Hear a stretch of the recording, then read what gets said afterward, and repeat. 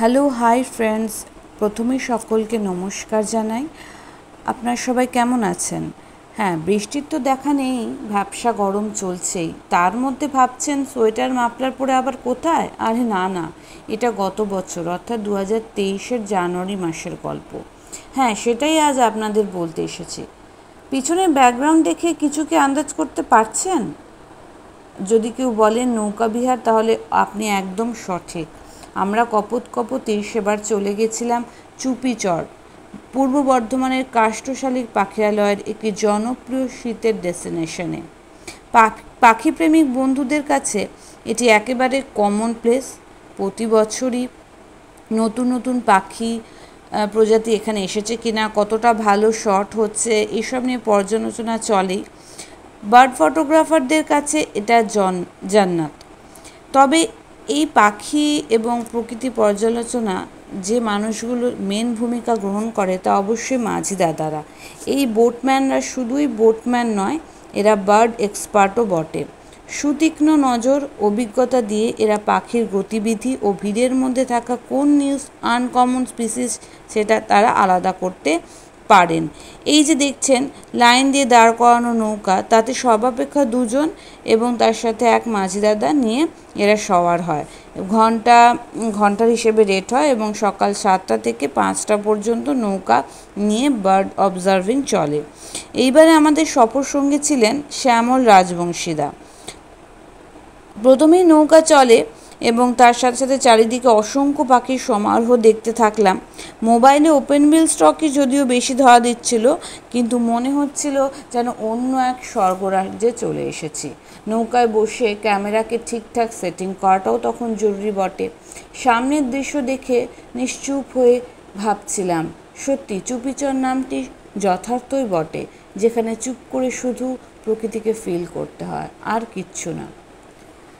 জলের তলায় শ্যাওলা স্তর ভেদ করে নৌকো এগোতে থাকে। রাজবংশীদার অভিজ্ঞ দাঁড় টানার মাধ্যমে আমরা নির্দিষ্ট জায়গায় পৌঁছে যাচ্ছিলাম। এরপরই নির্দিষ্ট আলো অ্যাঙ্গেল কিভাবে ভালো ছবি হবে তার শিক্ষকের মতোই দেখিয়ে দিচ্ছিলেন, যার ফলে আমরা একের পর এক সুন্দর সুন্দর কিছু স্পিসিসকে স্পট করি এবং ভালো ছবিও তুলি।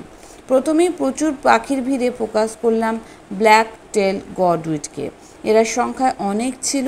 এদের প্রধান বৈশিষ্ট্য হলো এদের বড় ঠোঁট এবং জলের মধ্যে এরা ডুবিয়ে ডুবিয়ে মাছ ও ছোট ক্র্যাব জাতীয় জিনিস খাচ্ছিল।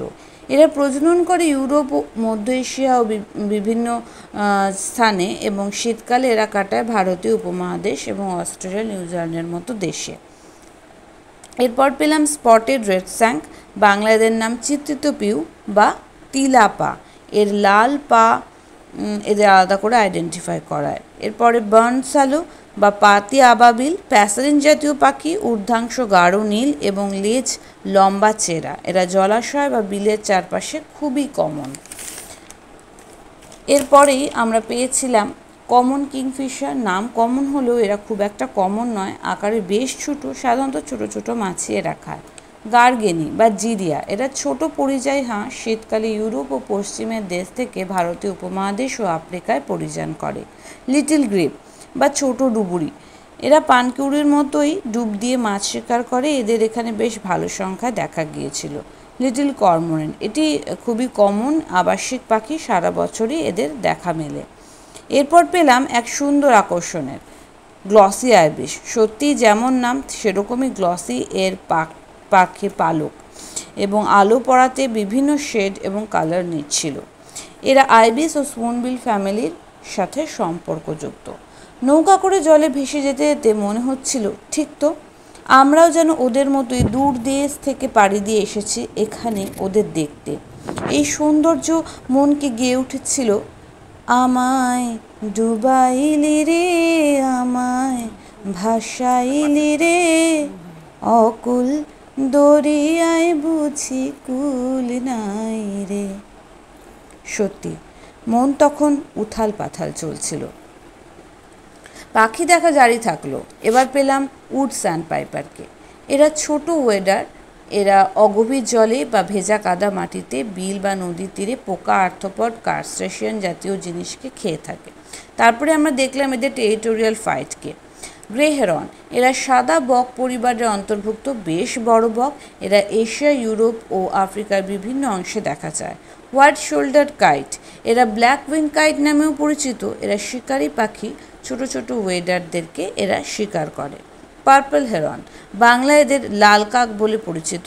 এদের সংখ্যা আস্তে আস্তে খুবই কমে যাচ্ছে, অবশ্যই তার কারণ হ্যাবিট্যাট লস। এরপর আমরা পেলাম ব্ল্যাক হেডেড ও ওপেন বিল স্টকের এক অসাধারণ যুগলবন্দি। এদের সহাবস্থান সত্যি নজর কেড়েছিল এবং এরা সংখ্যায় প্রায় অনেকই ছিল, যদিও দুটো ভিন্ন প্রজাতি। ব্ল্যাক হেডেড আইবিস বা কালো কাস্তে চড়াদের সারা গা সাদা, শুধু গলা ও ঘাড় কালো। আর এরা বাংলাদেশ, মায়ানমার বা শ্রীলঙ্কা ইত্যাদিতে খুবই নেটিভ।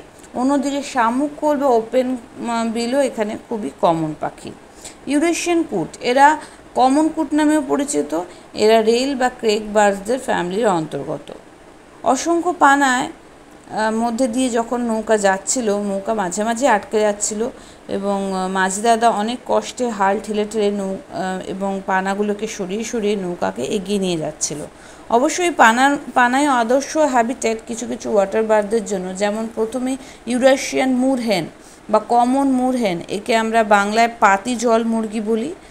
তারপরেই পার্পল সোয়াম্প হেন, একে দেখতে অসম্ভব সুন্দর, সবুজের মধ্যে বেগুনি নীল শরীর, লাল ঠোঁট এবং মাথা নিয়ে সে এক অপরূপ শোভা আমাদের দেখাচ্ছিল। একে আমরা বাংলায় বেগুনি কালিম বলি। গ্রে হেডেড ল্যাপউইংস, মেটে মাথা হটিটি বা এরা পরিযায়ী পাখি, এশিয়ার বিস্তীর্ণ অঞ্চলে এদের দেখা মেলে। লেজার হুইসলিং ডাক, এরা রেসিডেন্সিয়াল বার্ড এবং এরা সারা বছরই থাকে। ওড়ার সময় এরা শীষ দিতে দিতে ওড়ে, মানে হুইসেলের মতো একটা সাউন্ড বেরোয়, তাই এদের নাম হচ্ছে লেজার হুইসলিং ডাক। এরপরেই আমরা পেলাম ফিজেন্টেল জাকানাকে বা জল ময়ূর, দক্ষিণ পূর্ব এশিয়ার পাখি, সারা বছরই বড় জলাশয়ে থাকে। এরা আবাসিক পাখি, বর্ষায় এদের লেজের বিস্তার বাড়ে এবং বার্ডিং প্লুমেজ দেখা যায়। এদের এই সময় এরা দেখতে সত্যি ময়ূরের মতোই লাগে। এরপরে আমরা পেলাম ব্ল্যাক উইং স্টিল্ট, এরা বেশ বড় লম্বা পা এবং এরা একটি ওয়েডার প্রজাতির পাখি। ইউরোপ, আফ্রিকা, এশিয়া, অস্ট্রেলিয়ার বিস্তীর্ণ অঞ্চলে এদের বিস্তার। এরপর দূর থেকে মাঝি দাদা দেখতে পেলেন এই পাখিকে উড়ে আসতে, ইস্টার্ন মার্স হ্যারিয়ার। এটি শিকারী পাখি। এরা শিকার করার সময় অগভীর ভি আকৃতিতে ডানা ধরে মাটির উপর থেকে নিচের দিকে যায়। একে এখানে পেয়ে জীবন সত্যি ধন্য হয়েছিল। অনেকক্ষণ আমরা একে ফলো করেছিলাম, যদিও শিকার করা আমরা দেখতে পাইনি। এরপরে আমরা পেলাম বেল্যান্স ক্রেক, এটাও আমাদের কাছে একটা লাইফার ছিল। এরা মার্স ক্রেক নামেও পরিচিত। এরা আফ্রিকা, অস্ট্রেলিয়ার বাসিন্দা, আসলে এরা সেখানকারই বাসিন্দা। আচ্ছা, তারপরে পেলাম কটন পিগমি উসকে, বালি হাঁস বা বেলে হাঁস। এরা খুবই কমন, ছোট আকারের হাঁস এবং বাংলাদেশের এবং ভারত ছাড়াও দক্ষিণ পূর্ব এশিয়ার বিভিন্ন প্রান্তে এদের দেখা যায়। এরপর কটা ছবিগুলো একবার করে চোখ বুলিয়ে দেখে নিতে লাগলো যে কেমন হয়েছে, আর তার মধ্যে আমাদের নৌকা একটু বসতির দিকে মুখ ঘোরালো। কিছু দূর এভাবেই যেতে থাকলাম। চারিদিকের দৃশ্যপট বেশ সুন্দর লাগছিল। আস্তে আস্তে আস্তে দৃশ্যটা খুব শুনশান হয়ে গেল এবং আমরা ঢুকলাম একটি ঘন ঘাসের জমি এবং তার মধ্যে দিয়ে নৌকা চলছে। এ যেন এক অদ্ভুত রকম অভিজ্ঞতা। আফ্রিকার জঙ্গলের মতো মনে হচ্ছিল। সে গরিবের আমাজন বলুন আর যাই বলুন, আমি কিন্তু এক্সপিরিয়েন্সটা জীবনে ভুলবো না এবং এই ট্রেলটা আমার সারা জীবন একটা খুব জুয়েল হয়ে থেকে যাবে।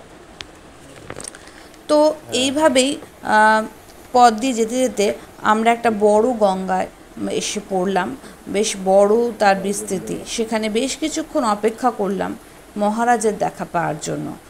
আচ্ছা, এখানে মহারাজকে আসছি আমরা।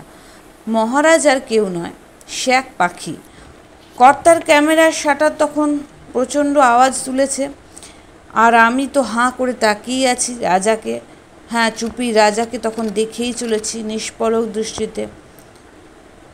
হি ইজ দ্য এম্পারার অফ চুপিচর, প্রধান আকর্ষণ মাছমুরাল বা অস্প্রে, যার থেকে চোখ সরানো দায়। যখন উড়ল 1.5-2 কিলো মাছ নিয়ে উড়ল, তার সেই শক্তি, ডানার বিস্তার, গ্রেস এক পলকে তাকিয়ে থাকার মতো। চারিদিকে তখন ক্যামেরাম্যানদের ভিড়। সত্যি সে তখন সেলিব্রিটি।